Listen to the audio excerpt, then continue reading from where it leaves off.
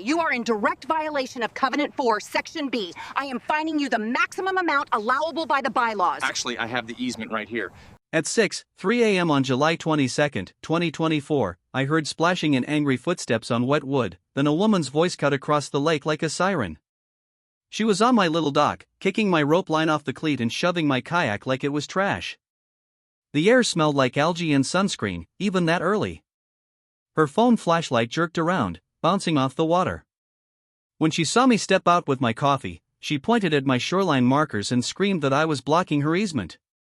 By 6:10 a.m. she had 3 neighbors behind her like a backup choir, all pretending they just happened to be out at sunrise. I stood there, calm, watching her stamp mud into my planks, and I realized this was not a simple argument. Karen stormed my lake over this easement. Turns out I'm the base commander with the orange sticker on file was going to be the weirdest sentence I'd ever say out loud. This strip of shore is on my deed. Not shared. The so-called easement was for utilities, not for her to host a morning protest on my dock. I tried to reason like a normal adult. I said, "Ma'am, please step off my dock. If you think you have access rights, we can check the plat map." She laughed and waved her phone in my face like it was a badge. "The HOA president told me you're in violation. I'm calling it in right now." She stomped down the steps and marched up to the clubhouse like she owned the path. By 9:00 a.m. I was at the board office with my survey, but the board rep wouldn't even touch it. The woman in the robe stared at the wall like eye contact was illegal. Behind me, 2 neighbors avoided my gaze like my trouble was contagious. The chair gave me the calm voice they use when they're trying to sound fair while being petty. "You cannot restrict community access to the lake." I said, "I'm not restricting the lake. I'm protecting my dock and my shoreline." The HOA president smiled like she'd practiced it. "The board has received 12 complaints." 12. About what? I asked. She slid a paper across the desk and tapped a blank box where my signature was supposed to go. "Sign here to agree to remove your markers." I said, "No." She said, "Then we will enforce." I walked out and heard the lock click on the office door behind me, like they were done with me as a person. That's when I drew my line in the sand. I wasn't going to yell into the wind or play Lake Wars. Proper channels only. I went home and started collecting facts, not feelings. I made a clean folder on my laptop labeled Lake Easement and printed everything. I filmed the shoreline from 3 angles with the date stamp visible and my property pin on the county app. I wrote down every time she stepped onto my dock, even if it was 2 seconds. I didn't touch her. I didn't say anything wild. I just documented, because bullies hate paper more than they hate people. On July 23, 2024, I drove to the county records window, the one with the scratched glass and the tired little stamp. I asked for the easement language and any plats tied to the lake edge. The clerk slid a thick packet across the counter, and the file landed with 59 pages.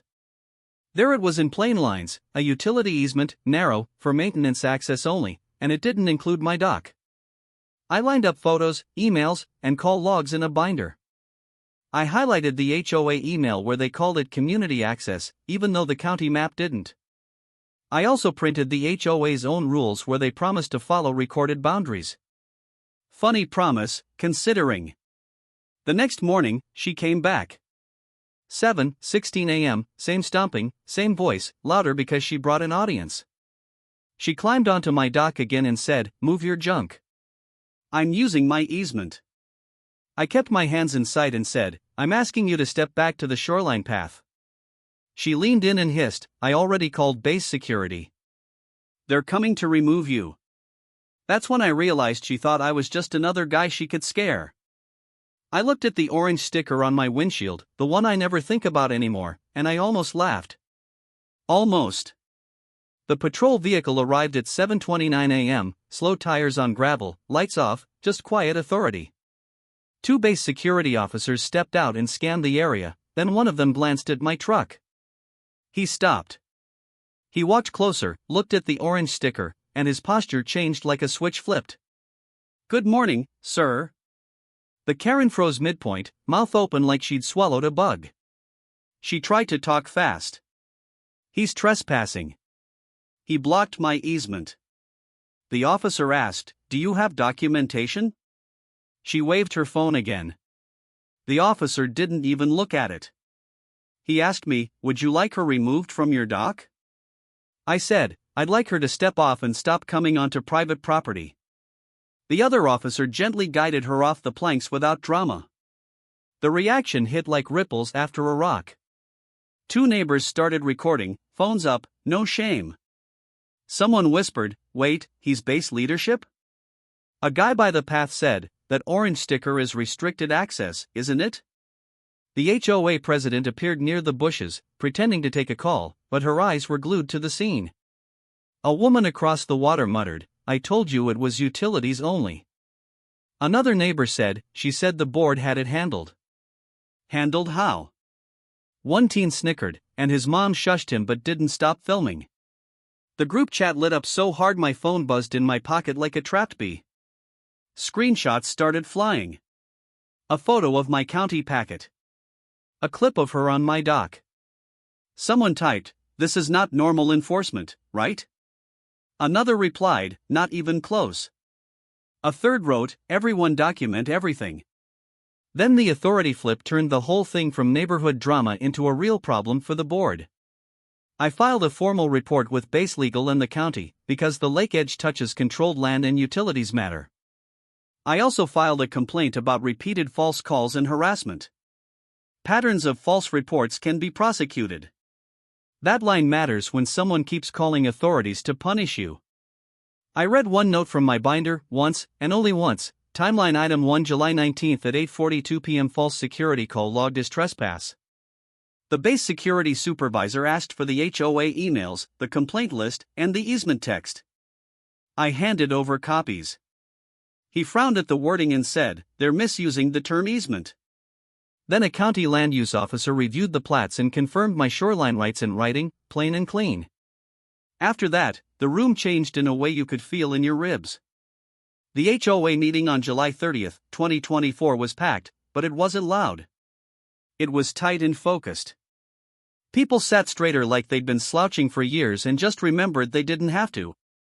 Phones were on the table, not hidden in laps.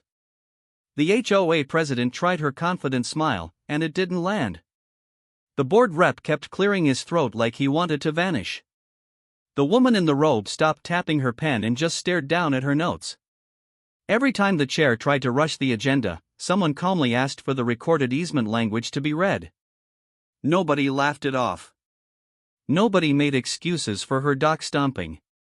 It was like the bully energy ran out of air, and the whole crowd could finally breathe. The consequences were simple, and that's what made them sting. The HOA received a formal letter instructing them to stop claiming public access where none existed and to stop contacting base services for private disputes. The chair had to issue a correction to the community about the easement type, because their claim was false on paper.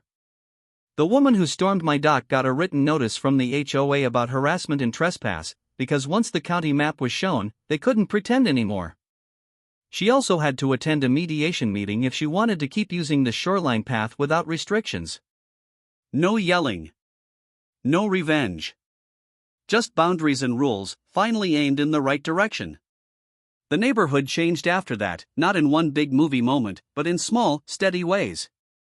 People stopped whispering when they saw board members. They asked questions out loud. They started saving emails instead of deleting them in fear. At the lake, folks used the common path and waved like normal humans again. Nobody accidentally wandered onto my dock. Even the loud lady kept her distance, suddenly very interested in her own backyard. At meetings, phones stayed visible, like quiet insurance. The HOA president stopped speaking in absolutes and started using phrases like "according to records," because she learned what happens when paper shows up. A week later, a neighbor dropped off a little potted plant and said, "Thanks for standing up without being a jerk about it." Now my mornings are back to birds, soft water, and coffee that tastes like coffee again. The dock boards are dry and calm, and the only footsteps are mine. I keep that binder in a drawer, dated and neat, because the best revenge isn't loud. It's documented. If you enjoyed this, hit like, subscribe, and share. Was the HOA wrong? Drop a comment.